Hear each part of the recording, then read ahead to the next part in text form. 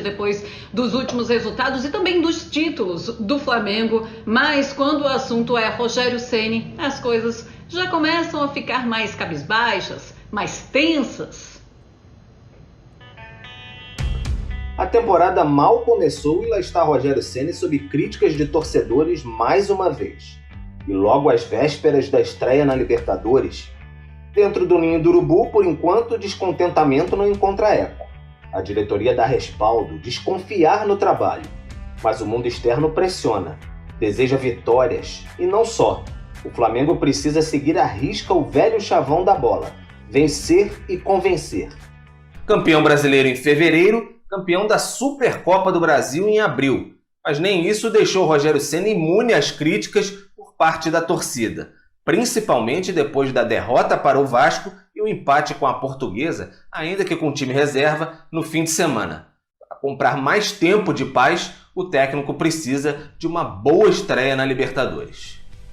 Um jogo importantíssimo, acho que a competição que todo flamenguista, depois de 19, quando venceu pela segunda vez, tem a expectativa de jogar bem, fazer um grande jogo, trazer um bom resultado da Argentina. Sabemos que jogar na Argentina é sempre difícil, né? É sempre complicado, mas nós estamos recuperando os jogadores, trabalhando bem e eu tenho certeza que nós vamos fazer um grande jogo, um jogo bem melhor do que foi feito contra o Vasco. Eu acho que o jogo do Vasco muito atrelado à conquista de domingo, ainda por mais que o jogador queira e faça o seu melhor, às vezes não está completamente concentrado no jogo, então nós vamos conseguir fazer um jogo, acredito eu, bem superior ao que foi feito. Esperamos sair de Buenos Aires com a vitória. Assim que chegou em 2020, Rogério acabou eliminado no torneio sul-americano pelo Racing, nas oitavas de final. Uma decisão de pênaltis em pleno Maracanã.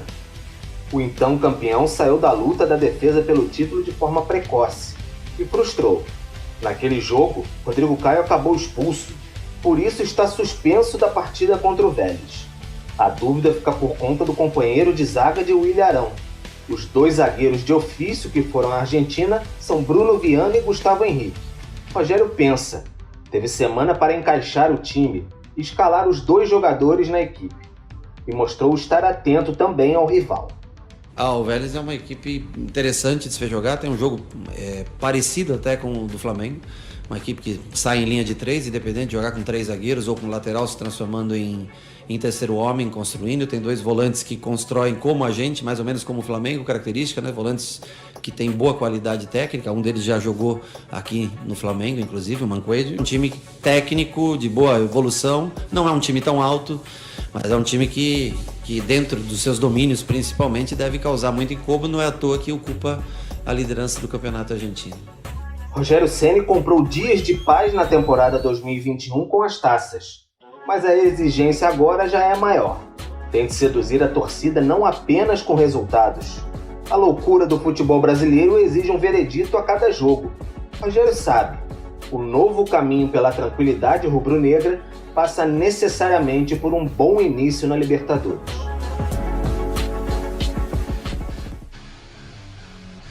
Daqui a pouco vamos ao vivo para a Argentina com informações do Flamengo. Agora, no embarque do rubro-negro para a Argentina, Marcos Braz falou sobre Rogério Ceni ao ge.com. Tá aí, ó.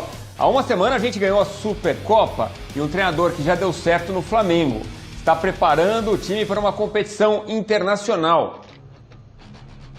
Tem mais. Não temos nenhum motivo para fazer uma ruptura de uma hora para outra. O elenco gosta, tem uma relação. A diretoria também. Marcos Braz foi quem disse isso. André Kfouri definiu muito bem os jesuítas, que não esquecem o técnico Jorge Jesus. E eu te pergunto, André, essa pressão por parte da torcida para cima do Rogério é exagerada? Eu concordo com o Rogério quando ele diz que o jogo de domingo contra o Palmeiras influenciou no jogo contra o Vasco. E essa pressão não pode atrapalhar o time na Libertadores? Edu, não sei se pode atrapalhar o time, nós vivemos um momento de futebol diferente, não há torcedores nos estádios, os clubes trabalham e se apresentam de maneira bem mais fria do que estávamos todos acostumados antes da pandemia se instalar aqui no Brasil e, obviamente, no mundo. Estamos falando de Copa Libertadores, existe uma série de restrições, clubes não podem treinar, times brasileiros estão lidando com esses problemas neste momento, em preparação atrapalhada, prejudicada para essa primeira rodada. Agora, Eu estou de acordo com todos os torcedores do Flamengo que não têm apreciado a forma como o Flamengo vem atuando há bastante tempo, de maneira geral, desde que o Rogério Ceni assumiu a equipe. Mas eu não estou de acordo e jamais estarei com a ideia de uma substituição de um treinador com tão pouco tempo de trabalho e iniciando a primeira temporada desde o início, ou seja, traçando planos, pensando no time como a sua equipe, a sua forma de atuar. E o campeonato estadual é o momento para fazer experiências, é o momento para testar, é o momento para encontrar saídas, é o momento para antecipar problemas. E não necessariamente as coisas precisam andar bem. É claro que uma boa estreia na Libertadores melhoraria bastante o ambiente, isso é absolutamente óbvio, mas a ideia de trocar o treinador, para mim, neste momento em relação ao Flamengo, é completamente absurda. E eu faço uma saudação à declaração do Marcos Braz, que menciona um ponto que para mim é importantíssimo no relacionamento entre clubes e técnicos, diretoria e treinador. É o ambiente de trabalho com os jogadores. Enquanto houver suporte por parte do grupo, mesmo que o futebol apresentado não seja aquele que se sonha, eu entendo que é preciso dar continuidade ao trabalho. E é isso que aparentemente a diretoria do Flamengo pensa também. E aí existem algumas poucas soluções, né, para resolver esse problema. Uma delas é esperar o Benfica demitir o Jorge Jesus, trazê-lo de volta para ver se 2019 volta, ou então colocar esses torcedores para comandar o Flamengo, porque a impressão que dá é que ninguém serve. O Rogério Ceni não é um técnico formidável, ele não é o Pepe Guardiola, ele é um dos bons técnicos do futebol brasileiro que está numa fase de desenvolvimento da sua carreira e que, pela maneira que tocou o seu trabalho anterior no Fortaleza, foi contratado. Ele não é o Guardiola, ele não é o Jorge Jesus, ele não é o Marcelo Gallardo. O Rogério está voando, faz um trabalho excelente? Não. O time está andando para frente? Eu penso que sim. O trabalho respeita o DNA do clube, o Flamengo joga de uma maneira, em termos de ideia, que respeita as tradições do Flamengo e as características desses jogadores? Acho que indiscutivelmente sim, e as mudanças que o Rogério fez em relação à zaga, em relação ao meio-campo, mudanças estruturais, dizem muito sobre como ele pensa o jogo e como ele pensa esses jogadores para um clube como o Flamengo. Então aí eu acho que há um alinhamento, mas é preciso entender que é um trabalho em desenvolvimento. E eu acho que mais importante do que qualquer outra coisa, como bem pontuou o André, é o que pensa a diretoria de futebol do Flamengo, que entende que esse é um trabalho que está acontecendo, que não é um trabalho brilhante, que não é um trabalho pronto. Me parece mais uma histeria de rede social, que nós, aqui do nosso lado do balcão, damos mais importância e mais eco do que quem decide as coisas no Flamengo. E, por enquanto, isso é um ponto bastante positivo. Muito bem, daqui a pouquinho a gente vai já para a concentração do Flamengo conversar com o nosso repórter Gustavo Mel. Antes, vamos ver o provável Flamengo que entra em campo contra o Vélez Sarsfield nesta terça-feira. Lembrando que o Rodrigo Caio não entra em campo, ele está cumprindo suspensão ainda da última temporada, quando o Flamengo acabou sendo eliminado pelo Racing, ele foi expulso nas oitavas de final, e aí entra então com o Diego Alves, Isla, William Arão e o Gustavo Henrique deve estar ao lado do William Arão na zaga, Felipe Luiz. Gerson, Diego, Gerson, Everton Ribeiro, Arrascaeta, Bruno Henrique e Gabigol. Então, a única dúvida do Rogério Ceni seria mesmo quem iria substituir o Rodrigo Caio. Tudo indica que o Gustavo Henrique vai ficar ao lado do William Arão na zaga. Vamos então para a Argentina, vamos conversar então com o Gustavo Mel, ele está por lá, vai trazer todas as informações do Flamengo, então a gente vai para a concentração do Fla e saber como foi a programação desta segunda-feira, que horas o Flamengo chegou, se já treinou, o que é que fez por aí. Gustavo, seja muito bem-vindo ao Sport Center.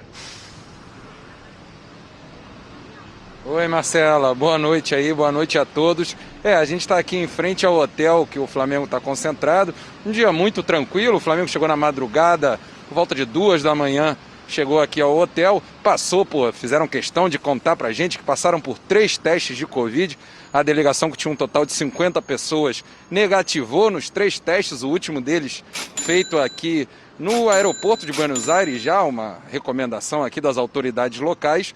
Tudo ok, no final da tarde teve o último treinamento do Rogério Ceni, o treino foi no CT do Boca, último treino tático, certamente ali teve as últimas orientações para o time voltado para esse confronto com o Vélez, e foi lá que o Diego Alves gravou uma declaração falando um pouco sobre a expectativa para esse jogo de amanhã contra o Vélez e também sobre a dificuldade que é jogar uma Libertadores. Vamos ouvir o que o Diego Alves falou. A expectativa é a melhor possível, sabendo que é um jogo difícil, primeiro jogo, mas eu acho que a gente está preparado para começar uma nova Libertadores e vamos fazer de tudo para conquistar de novo, né? Poder comemorar no final junto com a nossa torcida. A Libertadores, todos os jogos são difíceis, o Vélez, por mais, eu já vi entrevistas, né, que consideram o nosso time um dos melhores da América, então você já vê a importância que eles tomam esse jogo, né? Então acho que temos que estar concentrados, fazer o nosso trabalho da melhor maneira possível para que a gente possa começar com uma vitória aqui na Argentina. Vamos fazer de tudo para que a gente possa ter um final igual a de 2019 e primeiro jogo aqui na Argentina, vamos começar com tudo para poder dar um passo na frente dos outros no começo da Libertadores. É isso, Diego Alves, falando aí da Casa Amarilla, que é o centro de treinamento do Boca. Amanhã o jogo é no José Amalfitani. Então vamos falar do Vélez, né, Gustavo? O adversário do Flamengo, que você conhece tão bem. Qual o ânimo dos argentinos para enfrentar o Flamengo, amigo? Olha, o Diego Alves, Edu, falava sobre a dificuldade de jogar uma Libertadores e o Rogério Ceni também exaltou aí o time do Vélez e de fato não é coisa fácil não, porque o Vélez vem num momento muito bom, o time tem uma tradição já histórica, desde a década de 90, muito forte em Libertadores, campeão da Libertadores em 94, participou de muitas edições até ali 2014, vinha numa seca de participações, digamos assim, de Libertadores, são 7 anos sem jogar a principal competição do continente, está de volta, a torcida está super animada porque o time está em primeiro lugar do Campeonato Argentino, né? Aqui com a pandemia, com toda a mudança de calendário, o campeonato desse ano vai ser em esquema mata-mata, então dividiram o time em 2 grupos e tal. O Vélez Sarsfield é o líder com 22 pontos da Zona B, como eles chamam aqui, o grupo 2, mas no cômputo geral, na tabela geral, que é o que vale inclusive para a classificação de Libertadores e competições Conmebol do ano que vem, quem está na frente é o Vélez Sarsfield com esses 22 pontos. O técnico Maurício Pellegrino teve a capacidade de manter uma boa base e manter um bom futebol já do time do ano passado, que era treinado pelo Gabriel Heinze. No ano passado, o Vélez fez um excelente campeonato argentino, chegou à semifinal da Sul-Americana, né? Ou seja, uma campanha bastante interessante, um crescimento bastante interessante do Vélez já desde a última temporada. Essa base se manteve, o time é muito rápido, você tem ali algumas peças interessantes, o Maurício Pellegrino costuma, isso é algo interessante do torcedor do Flamengo ter em conta, e o Rogério Ceni certamente está estudando isso, Maurício Pellegrino costuma variar muito as escalações e até mesmo os sistemas de jogo. Vélez já chegou a jogar com 3 zagueiros, fazendo uma linha de 5 ali atrás. Vélez já chegou a jogar com 3 meio-campos. A principal dúvida para amanhã é justamente essa, se teremos um meio-campo mais recheado ali, mais marcação, segundo os colegas do Vélez contavam aqui para mim. A expectativa é que essa marcação mais dura no meio-campo possa acontecer com esses 3 jogadores, ou se não com uma linha de 3 atacantes ali por detrás do centroavante que não vai ser o Tarragona. Tarragona está cumprindo suspensão, assim como o Rodrigo Caio foi expulso na última rodada da Sul-Americana, né, da competição Conmebol, cumpre suspensão amanhã, vai jogar o Lucero. Tarragona é um jogador mais de força, mais de choque, o Lucero um melhor definidor, um centroavante mais matador. Vamos esperar para ver se ele vai com essa linha de 3 atrás do Lucero ali, Thiago Almada, o garoto Thiago Almada, que inclusive foi ventilado de que o Flamengo teria interesses no Thiago Almada. É um desses jogadores rápidos para se ter em conta, e é jogo duro. Vamos esperar e amanhã a gente tem confirmações da escalação. Estaremos lá no José Amalfitani, Edu. Maravilha! Pois é, tá certo então, viu, Gustavo? Muito obrigada por todas as informações de Flamengo. Em relação ao que o Rogério Ceni tem pela frente na sua carreira como técnico, em relação ao que tem conseguido, porque, vamos reforçar, as críticas, muitas delas vieram de novo depois de um jogo com o time reserva atuando. Eu não consigo, sinceramente, entender, não vou me acostumar nunca, e essa exigência de críticas em cima dos técnicos quando os times perdem um jogo, perdem um campeonato, como diria Paulo Calçade, eu não entro nessa. Muito bem, muito bem. Eu queria pegar, o Birner tocou num ponto que eu acho que é fundamental. O fato de você olhar e falar isso é uma loucura, não quer dizer que você não tenha, às vezes, restrições a algum trabalho ou algumas dúvidas. Assim, claro. Certeza, como é que eu posso falar certeza, né? Eu não consigo te garantir certeza, nem se o Jorge Jesus chegar amanhã à Gávea e falar, agora eu vou assumir o Flamengo outra vez. Certeza que aquele Flamengo sairá daquele estágio, será replicado novamente? Nós não temos. Né? O que ele deixou foi uma marca tão grande, tão forte, que todo mundo acha que chegou Jorge Jesus, ele, com a varinha mágica, ele muda. Não temos essa condição. O que eu vejo assim, no dia a dia de treinadores brasileiros, conversando com eles, ouvindo, batendo papo, em conversas, em entrevistas e pelo histórico, quer dizer, é uma análise que envolve muita coisa, é que se tem no Brasil uma dificuldade maior de traduzir a ideia de jogo em treinamento e treinamento no jogo. E você encontrar no campo. Né? É algo, isso é sutil. O treinador, você pode conversar com ele e é o cara mais brilhante, você fala assim, meu, esse cara é brilhante. Mas ele pode, a partir do momento que ele está ali vestido para dar o treino com a bola e o apito, ele não consegue passar toda aquela ideia maravilhosa que ele expôs para o jogador. Isso acontece. O que não quer dizer que todos tenham as ideias, né, Calçade? Nem as boas ideias. Exato. Nem todos têm as boas ideias. Tem alguns que não têm tantas boas ideias assim, mas as poucas que têm conseguem passar todas. Então, cara, não é algo que você assim tão claro e matemático. Uma vez eu vi, mas se todos os treinadores fizerem o curso para treinador, CBF, sairão todos iguais. Gente, não é verdade, não saem todos os médicos iguais, todos os engenheiros, todos os jornalistas. É reduzir a vida a algo que não existe. Então, assim, tem que fazer, tem que evoluir. Eles estão num cargo de constante evolução. O que eu não acredito é num treinador que pense o futebol de 2010 igual de 2021. Que ele pensava em 2015 igual a hoje. Porque não é o caso do Ceni, né, Calçade? Até porque ele foi criado nisso. Ele foi criado nisso. O Ceni foi criado na mudança. Eu tenho para mim que o Ceni se sentia pronto para ser treinador, quando ele era jogador de São Paulo. Aí apareceu um sujeito chamado Osório, aquele treinador colombiano que, quando ele vê aquele treinador com aquelas ideias, algumas radicais, e treinamentos que ele não tinha ainda experimentado, ele pensa, peraí, existe um outro mundo que eu preciso acessar. Tudo isso que eu conheço é válido, mas existe algo mais que eu ainda não tenho. Então o Osório fez um baita papel na carreira dele. Agora, se ele será o cara que vai traduzir o que o Osório tentou e ele vai chegar lá, dentro das ideias dele, que são diferentes, e devem ser, e podem ser, eu não sei. Né? Agora, só que essa loucura aí, que está imposta, é que eu não consigo entender. Agora, que ele tem um piano para carregar nas costas aí, tem mesmo. Eu concordo plenamente com tudo que os companheiros falaram, viu, Paulo Andrade?